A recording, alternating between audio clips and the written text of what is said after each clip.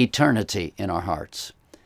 This video series will go into some of the pitfalls, some of those things that if you take off in this direction, it's going to blow up on you, and the very heart that you had to get better and restore relationships all of a sudden turns into a place of hopelessness and despair, and it's like, will anything ever get better?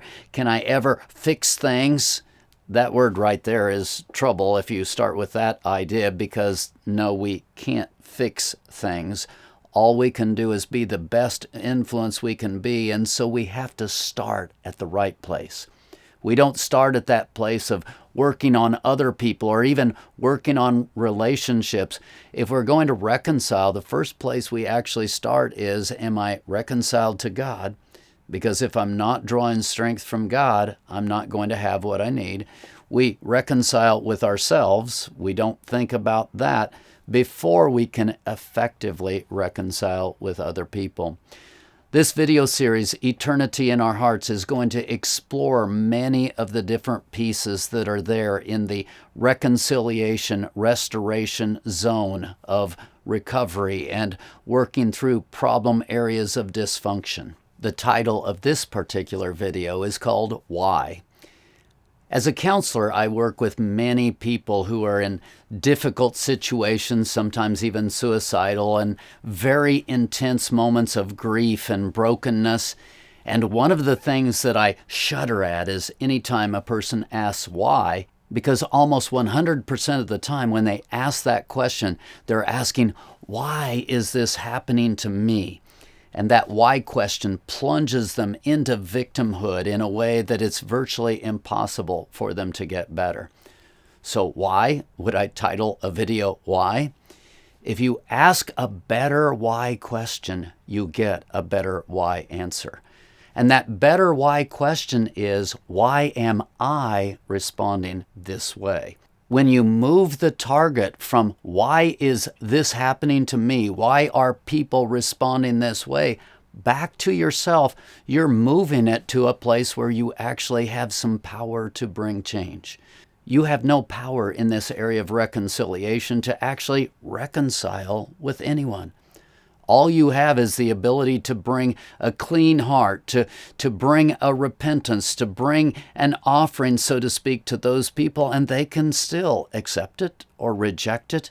You actually don't have power over that relationship. So if I enter into this idea of how do I fix my life, how do I restore my life with the idea that I'm going to do something powerful, I'm already set up for failure. So let's look at that why question. And instead of why is this happening, I now turn the focus to why am I responding the way I am? And what would it take for me to have a better response in the situation? The best answer to that why question asked the right way. Why am I responding this way? The best answer actually goes back to Ecclesiastes 3:11, which is called Eternity in Our Hearts. Solomon tucks right in the middle of the verse, that phrase that we have eternity written in our hearts. There's something out there that's greater than this life that actually, I believe, goes into the idea where we actually know God. There's something eternal written into us, and unless or until we see that eternal part, what's happening at the conscious level isn't going to make sense. It's like, why am I doing that? Why am I responding that way? It's interesting that Solomon himself was in a difficult phase in his life. He'd been the best of the best. He'd been the top of the top, the wisest of the wise, and he got involved with idolatry and women and began to get into things that God had clearly said, don't do it. And when he did, he got the bad outcomes, and then he became cynical, and Ecclesiastes comes out of this cynicism. And it's interesting that verse 11 starts here. God has made all things beautiful in its time. If you listen to that phrasing, in its time. And so often, what do? When we're ready for restoration, reconciliation, we think, wow, now is the time. I've got to push it. I've got to strike while the iron is hot. No, there's an in his time. And then he follows that up with, he has put eternity in our hearts. There's something down in there. There's a knowing that's down in there. I believe the deepest knowing just starts with a simple thing, which is that we actually know God. And Romans 1:21 backs that up. It says, although they knew God, they did not glorify him as God. That language is rather mind-blowing. Because how many people out there would look at you and say, you can't tell me that I know God. How do I even know if there is a God? There's two different levels. There's the conscious realm, and there's that eternal, spiritual, inner realm. And there's a knowing that is different from what our knowing at that conscious mind level is. And if that verse is accurate, all of us have a kind of a knowing that there is a God. If you actually look at civilizations, you will find evidence in literally every civilization that there's an awareness that there's something greater than self, that there's a creator, there's something powerful out there, and there is a knowing of God.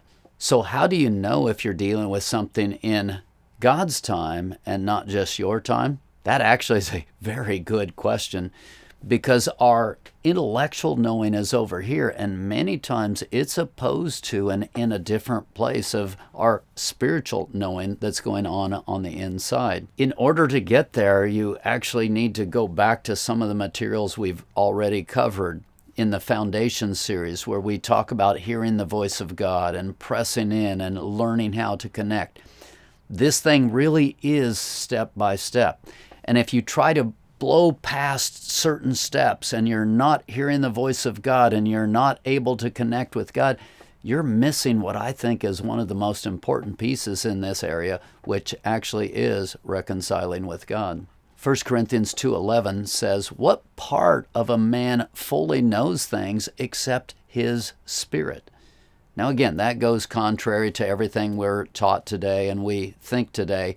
We live in a worldview that is mind-centered, so everything you know has to be able to be shaped into language and into thoughts. I'll challenge you and suggest that there are a lot of things that you know that you just don't know how to put into words. You don't know where to go with it, what to do with it. So there can be an internal knowing at that spiritual level. There's eternity in our hearts. When our God relationship, or even that I'm going to call it relationship with yourself, it's marred, it's messed up, and you don't know what's going on in those areas, and now I'm going to go out and try to reconcile with other people, you're going to carry that inner message as you go. And when you go, you're going to craft the words and you're going to work on it and you're going to think that it's just right. And let's just say that you have some self-hatred going on. You have some self-condemnation that's going on. If you take that self-condemnation to another person that you're trying to reconcile with, and you're putting that out there as a part of your message. Now, stop. You've worked with someone, you've crafted your words, you might have even memorized your words, you might have even written them out so that you've got all of the words perfect. But guess what? We're spiritual beings. And so not only is this eternity in our hearts between you and God, not only is it with yourself, it's also with other people. So I go out there and I'm trying to reconcile with someone, and I've got that self-condemnation piece going on. What happens? That slides through my message. And that other person is going to pick up on it, and they're going to be going, what's wrong? Something's off here. It doesn't feel like this person is telling truth to me. It doesn't feel like this person is sincere to me. See, that other person is handicapped just like we all kind of are, in that we see the conscious realm stuff, we hear the words, we pick up on something at that knowing level that's deep, that's underneath. And so we have all of this going on, and we don't know what to make of it. And so here I am, I'm listening to your apology, and my brain's running through the words, and I'm walking through this, and I'm feeling like, wow, this is really good. I should be going there, but there's an eternity in our heart's peace that's like, something just doesn't feel right. Now, this understanding of eternity in our hearts, of that spiritual component of everything we do, everything we feel, everything we say, when we understand the eternity in our hearts, it really should change everything in our approach and what we're understanding. So let's go back to that why question. Why am I responding the way I am? The first answer to the why question is whether in positive or negative ways, we are responding to deep imprints. Now, when I talk about deep imprints, I'm back to eternity in our hearts and talking about that entire spiritual piece that's going on. If I happen to be a person who is a relationship person, I care deeply about relationship. That's an imprint that God has put on my heart. It's a design that I had before I was ever born. I literally come out of the womb and people are very important to me.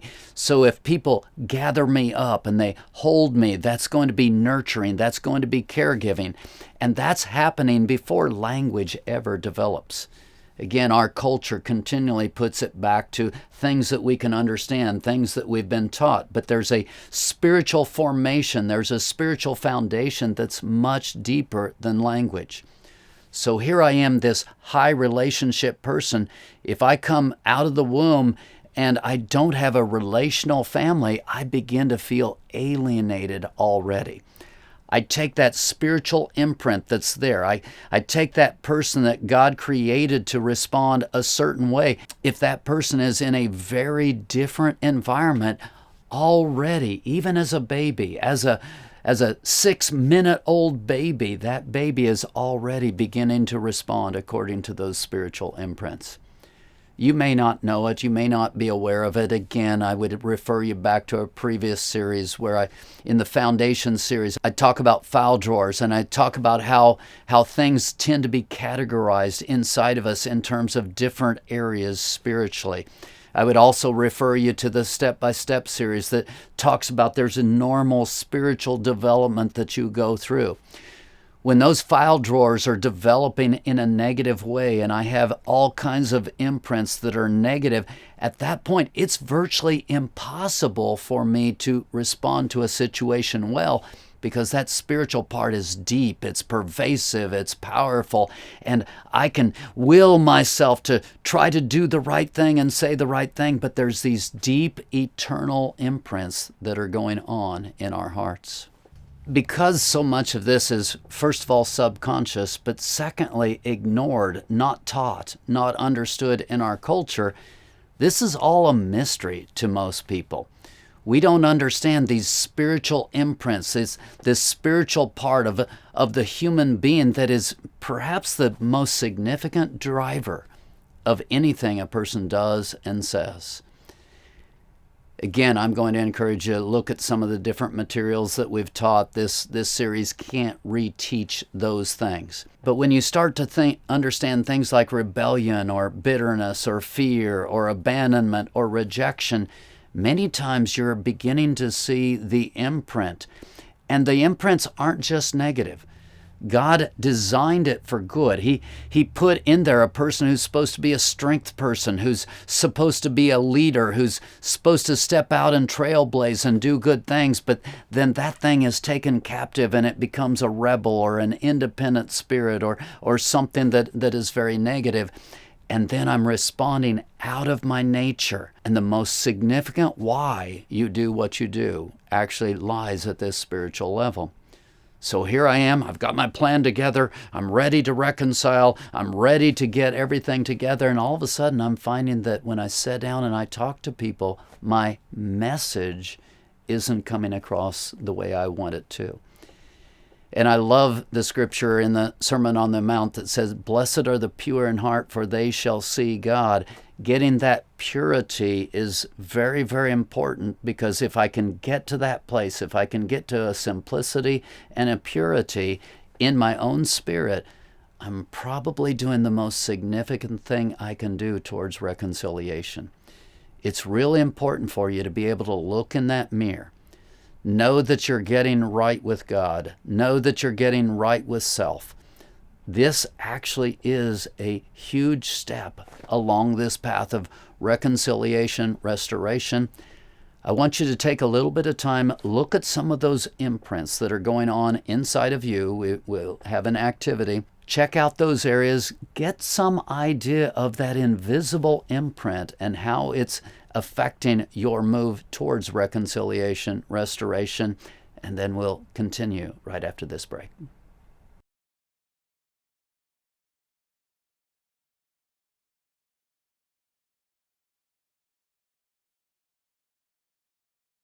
Even though the deepest part and perhaps the most pervasive, the most impactful part of us actually is at that spiritual level, what's interesting, that's not how we operate. We've been taught to operate so much more at the conscious level because, think about it, it's conscious. It's what we're aware of. So when things begin happening in our life, we're looking for that thing that we can see, we can put our fingers on. So there it is. That's the cause. That's what did it. The second reason why we respond the way we do is because we blame triggers. Again, your conscious mind, it's trying to find a way to control life. It's trying to find a way to fix life, to get better, to overcome. Every one of us wants to be a good person. We want to get there. That instinct is deep within us. And so I'm quickly doing a mind search. I'm looking through everything I can. I'm paying attention, going, okay, how can I get control of this situation? And that leads us to what I call blaming triggers. That person said something to me, and when that person said this thing to me, I felt this way. We immediately go to words that other people speak or actions or different events. And we're trying in that control way, we're trying to come up with the right thing. Well, if I'm right and the eternity in our hearts is the big thing, that's the wrong thing. Because the thing that I'm responding more to than that trigger is actually the heart, which is underneath the trigger. A one-liner that I use over and over again is, you can only be hurt by what you care about. The same event can happen to 5 different people, and every person that same event happens to will respond differently. Why? Because they're all different. They all have a different eternity written in their hearts. So you and I are wandering around, and it's like, that person hurt me. That person was incredibly painful. I don't like that person. And it might be right. That person might be a bit of a jerk to anyone and everyone, and so your odds of getting hurt or run over by that person might be pretty good. Or maybe that person triggers your mother or your father or somebody else in your life that really was hurtful to you on a consistent basis. And especially, again, you can only be hurt by what you care about. Let's just say it was a sister, and that sister relationship was incredibly meaningful. So the hurtful words from that sister really dug down deep and really got under your skin and were highly, highly painful. If I come across somebody that triggers my sister, again, spirit realm operates outside of time, eternity in our hearts. File drawers, if you check out some of our previous material. It triggers my sister, and all of a sudden now I'm no longer responding to that person. I'm no longer responding to that situation or those words. I'm now responding to what we call a file drawer, but I don't see any of that. All I see is the immediate trigger. If I'm trying to deal with life and I'm trying to work towards reconciliation and restoration, and I'm not aware of the bigger eternal picture, I'm totally handcuffed. And my approach to go to that person, have a talk with them, and to set them straight and to get it where it needs to go, that's just not going to go well. First of all, let's go back to what I already talked about in the last point. What about message? If that's the way you're approaching it, what will your message be? How will the other person respond to that message? What are the chances that this thing is actually going to work? And the answer is not good, not good, not good. It's so important for us to get past the triggers, get past blaming the triggers, to where we begin to see what's underneath. And that underneath almost always comes back to eternity in our hearts. And the eternity in our hearts tells us, this is what I care about very deeply. This is what I'm driven to do. These are the kinds of things that make me feel alive and have a purpose. When my purpose is being stolen from me by a particular person or situation, it feels personal. And once it feels personal, I'm going to want to attack that person back. And somehow I've got to get revenge, or I've got to work this thing through in a way that I can finally feel better about me. A lot of times that's where we actually go with reconciliation, restoration, is we want to get the upper hand and we want to do something that gives us that sense of control. That's what this whole blaming piece is all about. Stepping into that place of control, blame, shame, it doesn't work. We've been talking about blaming. We've been talking about looking at those things out there that will actually cause us to go into a place where reconciliation just isn't going to work. I want you to stop, take a look at yourself, see that tendency that you have to blame, and actually be able to see those places where there really is a blame, so to speak, to be had. But again, it's not helpful. Begin to see that cultural shaping in a way that you're prepared to reconcile.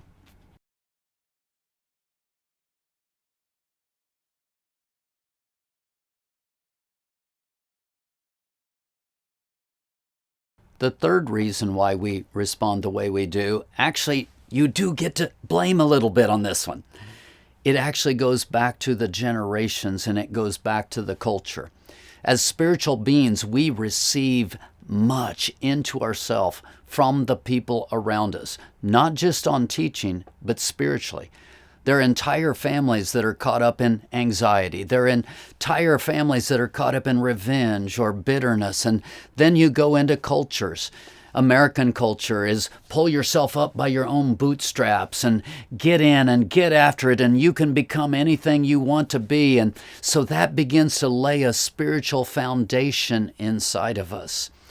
It's virtually impossible for you to respond outside of that spiritual foundation. There are times when mom, dad, family members have hurt you very deeply because there's a caring piece that's very deep there. And the caring was sewed into your imprint. It's a part of who you are. And then there's a spiritual handoff that's much more direct from mom, dad, to you, to all of the kids and the siblings. In this particular instance, you actually can step back and hopefully do a reality check where you are able to say, oh, no wonder I'm responding the way I'm responding. Now, that's not the solution, but reconciling with self is an important step that's going to change that inner message to where when you do go to talk to other people, it's going to come across much more sincerely. And many times people take this and they do go back into a blaming place that's just very sick and it's very wrong. But if you can stay out of the blaming, more in the understanding, where you're understanding what I would call spiritual law, that if I lived in a home where there was fear and anxiety day after day, hour after hour, of course it's not reasonable for me to expect to be able to wake up, stand up, throw all of that off and be sure of myself and confident and have hope and faith, and all of that's going to come easy and it's going to come natural to me. Sometimes one of the most powerful things you can do is take a deep breath and go, oh, no wonder I'm struggling. And once we're able to do that, what happens? I'm able to live in a better place of self-acceptance. It's easier for me at that point to look to God and say, God, I really need to draw strength from you in this area. It's easier for us to look at other people and to say to them, hey, I'm really struggling here. Actually, what I find is this, that when people finally wake up and admit it, their weakness areas are much less likely to give them trouble than their strength areas. In our strength areas, we tend to depend on self. We become high and mighty, get into pride, and God resists the proud, so we put ourselves in a position where it's like we're pushing God away, trying to do things by ourselves. When I study this culture thing the way I should, when I study the generational thing the way I should, I'm able to take a deep breath and realize, okay, this is a weakness in my family. If I simply will look to other people, if I will look to God and draw strength in that area, I can begin to pick up and stand up and get where I need to go, and that becomes incredibly powerful. If we take this generations piece as an excuse of, well, I'm just like that and it's never going to get better, and so if I'm going to reconcile with you, you're just going to have to accept me for who I am, and if you can't accept me for who I am, you can't be my friend. That's not what I'm saying here. I'm saying it's realistic for you to take a look at all of the factors that were there in your shaping and to understand that because of those factors, there will be areas that are difficult, where you very specifically will have to humble yourself and draw strength from God and from godly people. And when I start doing that, now I have the grace. I have the ability to overcome where I couldn't before. I'm not giving you this to blame. I'm not giving you this to make excuses. I'm giving you this to point back to eternity in our hearts, where I look to God and I drink in spiritually in a way that I can overcome. The fourth reason why we respond the way we do is because we actually believe that we should be able to punish our way or will our way through to a better life. Instinctively, we believe that we're the only ones who know ourselves. We're the only ones who can control ourselves. And first of all, there's a lot of truth in both of those statements. But what I also find, and I say it over and over again, the person you're the most blind to is actually yourself. So until you get right perspective, right understanding, and are able to draw strength, all of that is just a lie that you're telling yourself. And so, no, you can't get better by punishing yourself or willing your way there. I actually believe that self-hatred is exactly that. I believe self-hatred is a form of punishing self to, I'm going to force me to do what I want to do because I'm tired of looking bad. I'm tired of failing. We all want to do well. We all want to succeed. And so I'll try anything. I'll fast for a week. I'll fast for a month if that'll suddenly fix all of my stuff. I'll create some kind of a punishment system, and I'll put away my cell phone, or I'll go without TV, or I'll lock myself in my room. I'll do anything and everything, except we don't do that one thing, which is draw strength.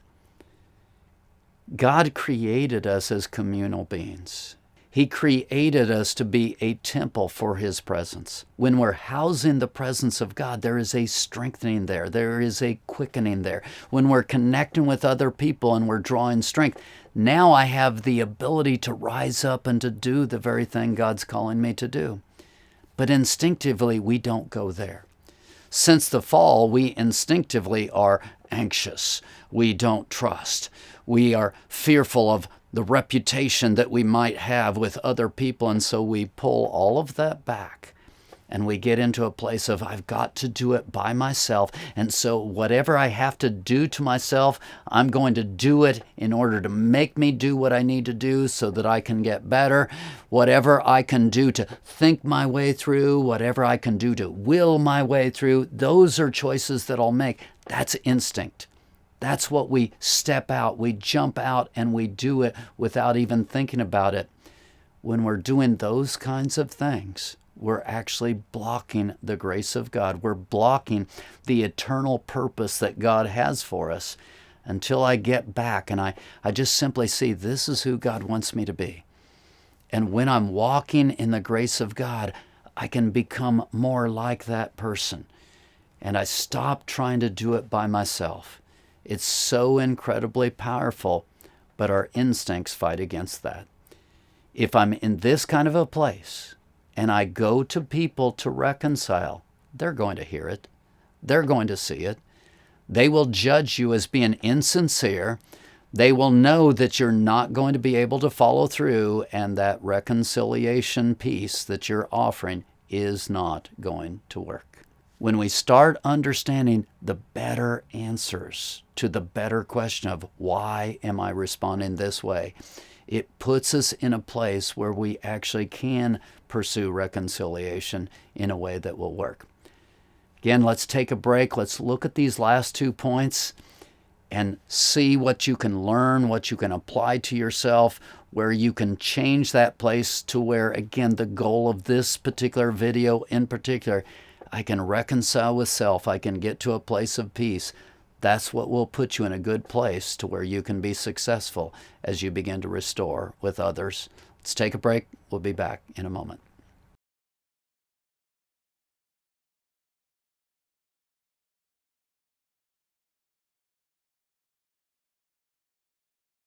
The fifth reason why we respond the way we do is the harder we push, the more it spills out in negative ways. Again, it's very similar to the last one. We believe in effort. We believe in punishing. We believe in willing. We also believe in effort. And it's just like, if I just try harder, if I just try longer. But the problem is spiritual message. That becomes so important. Have you ever been around a dating relationship where the other person was just trying too hard? And it was aggravating and it was frustrating and it literally blew everything up. Same thing happens in the area of reconciliation. When we try too hard, again, what does it come back to? It comes back to that same language of faith in self. And when that faith in self is too high, it's going to come across as insincere. The other thing that's going to happen, guess what? The person who believes in self-effort, they're going to make promises. They're going to come in, oh, you can count on me. I've learned my lesson. It is going to get better. You can now trust everything that I'm saying. The whole time that they're saying that, there's a part of the other person, I'll guarantee you, that's just kind of recoiling, that's stepping back going, wait a minute, I've seen this story before. I'm not ready to trust this person. And so now I've got an interaction going on that's just not healthy, that's not good.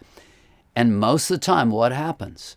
When I'm bringing my message of I'm better and I want to prove it to that other person, and I see that other person recoil, instead of me being able to take a deep breath and go, yeah, that other person's very reasonable in their response, what do I tend to do? I tend to double down on that. Or there are people who are more flight people who will like, oh, well, if they're just not going to accept me, if they're just not going to take that, I'm just done with that person. And so what do we tend to do? We tend to go to extremes. We tend to double down in the fight way, or we double down in the flight way. And again, both of those have bad outcomes. Whether it's punishing yourself, whether it's willing your way through, whether it's doubling down on effort, these self pieces actually are going to tend to blow up in your face. And then you're really going to be angry because look at how hard I'm trying. I'm doing all of the work. Look at how I'm pressing through this thing. Why can't that other person see my effort? Why can't they give me the benefit of the doubt? All of those things begin to happen, and then I get offended. And let me tell you, there is nothing that will blow this process up like you getting offended in the middle of the process. You need to learn to be able to step back, take that deep breath, and begin to allow God to be at work in the process, to guide the process. So it's not me, it's not self. These are very important points. Let's take a look at those places where you're pressing too hard when you need to back off. We'll take a break. We'll be back.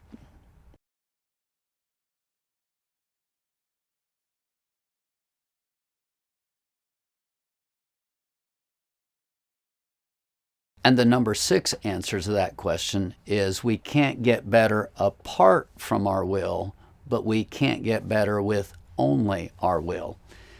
In the last couple of segments, I talked about how we try to will our way through and we try to force our way through, and that if that's what we're doing, it's just not going to work. The point that I really want to bring home here is it will take every bit of you. You will have to focus.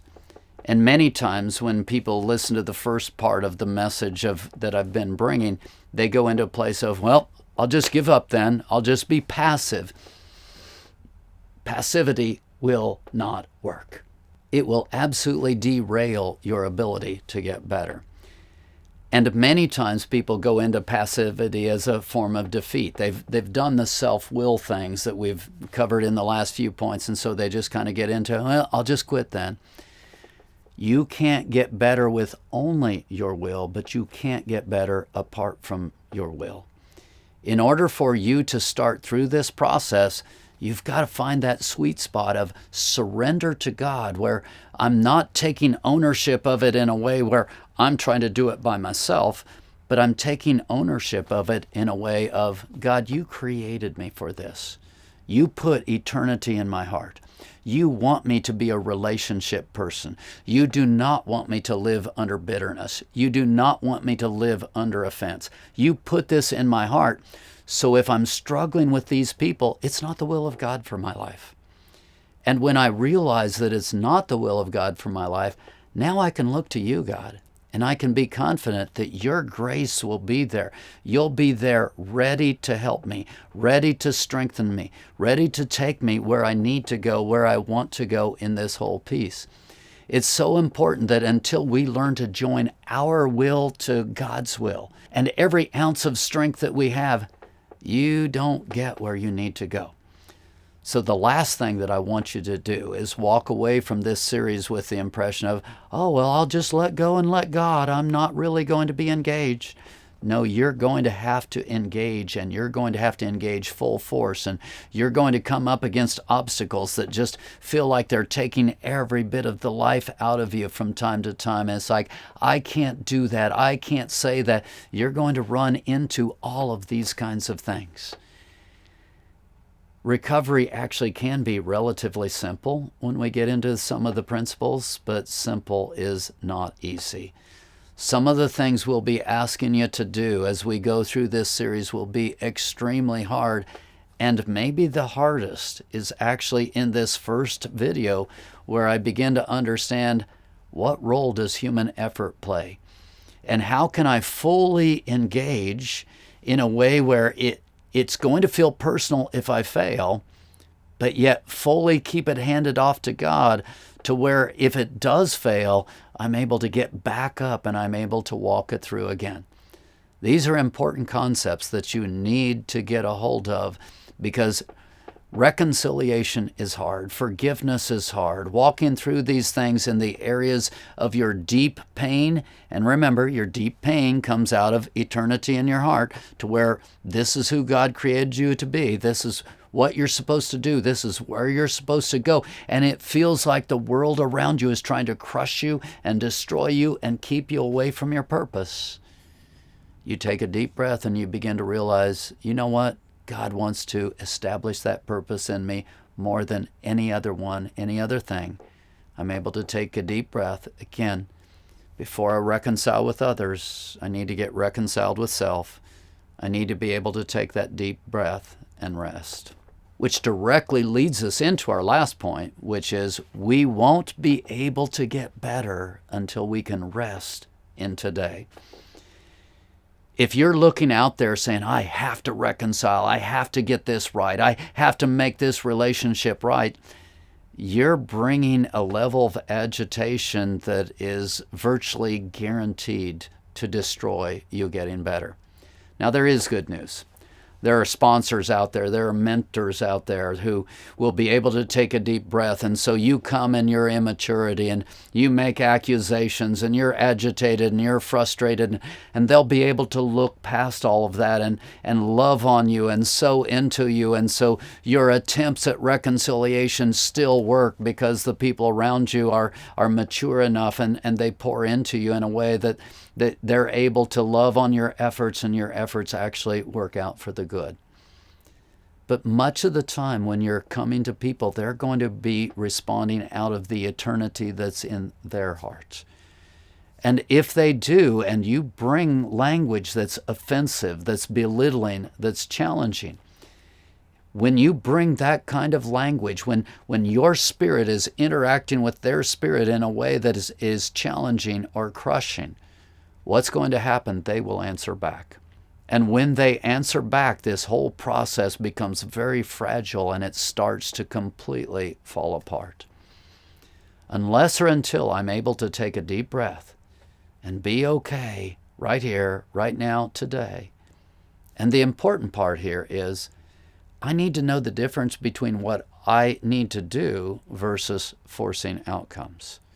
So often people are like, okay, I'm going to do this reconciliation thing and I'm going to force this outcome and it's absolutely going to work and I won't take anything less than that. If you're in that place of forcing outcomes, you will actually destroy any efforts you have to get better or to reconcile. This last point is so huge. I have to, on the one hand, back to the last point, I have to be able to have energy, and I can't get better apart from my will, and so I've got to be 100% engaged. But on the other hand, my 100% engaged, let's go back to my question, why am I responding the way I am? My 100% engaged is much more engaged with me than it is with the other person. Am I doing what I need to do? Am I saying what I need to say? Am I going where I need to go? And another one, in the timing that it needs to happen. So many of us mess it up in this timing area. We get impatient, we get frustrated, we need it to happen right here, right now. Anytime you're in that place of needing it to happen, I'll virtually guarantee you we're not in a good place. Eternity in our hearts, we respond so completely out of all of these things that are at a subconscious level we're not even aware of. Our conscious man is grabbing it. It's pushing us forward. When we start to see the eternity in our hearts, when we're finally able to take a deep breath and walk it out in a way where, okay, God, just show me the next step. Help me to do what I'm supposed to do. Help me to respond well. When we get there, it begins to work. Thank you for joining us in this video, and we look forward to seeing you in the next video.